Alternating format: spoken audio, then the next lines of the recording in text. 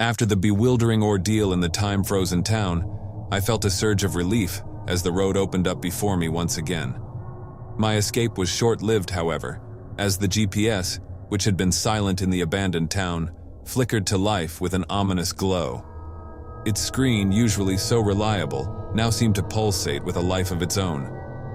"Continue straight," it instructed, its voice colder, more mechanical than before. The road ahead was unfamiliar, shrouded in mist, yet I felt compelled to follow the disembodied guidance. Each turn took me deeper into a landscape that seemed disconnected from the world I knew, where the very air vibrated with unseen tension. As dusk turned to night, the GPS led me to an ancient bridge, its stones worn by time and veiled in fog. "Cross the bridge," the GPS directed, but as I drove across, I couldn't shake the feeling of eyes watching from the murky waters below. Beyond the bridge, the road twisted through a dense forest. The GPS's instructions became increasingly bizarre. "Turn left at the next opportunity," it said, leading me down a narrow path that ended abruptly at a decrepit mansion, its windows like dark, unblinking eyes. I hesitated, but the GPS insisted, "Your destination is ahead." The air grew colder as I approached the mansion. The door creaked open on its own, inviting me into a hall lit by flickering candlelight. Portraits lined the walls, their subjects' eyes seeming to follow my every move. A voice echoed through the halls, "You've arrived." It wasn't the GPS. The voice was rich, filled with a sorrow that resonated with the very walls of the mansion.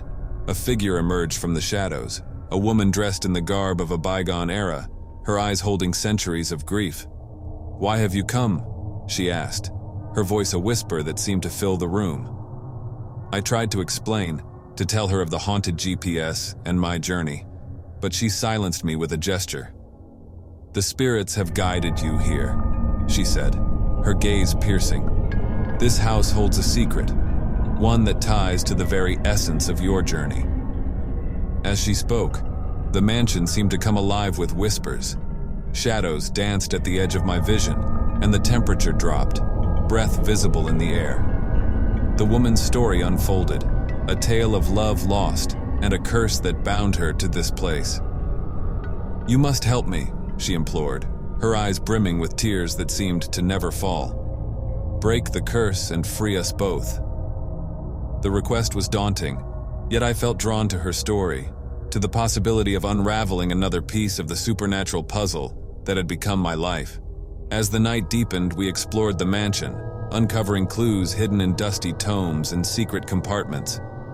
Each discovery brought us closer to the truth, to breaking a curse that had lingered for centuries. The mansion, with its ghostly inhabitants and whispered secrets, became a place not of fear, but of mystery and intrigue. Working alongside the Spectral lady, I began to understand the interconnectedness of these supernatural events, each location a thread in a larger tapestry. As dawn approached, we found the key to the curse, a simple, heartfelt act that would free the spirits trapped within. The air shimmered as the curse lifted, the mansion sighing in relief.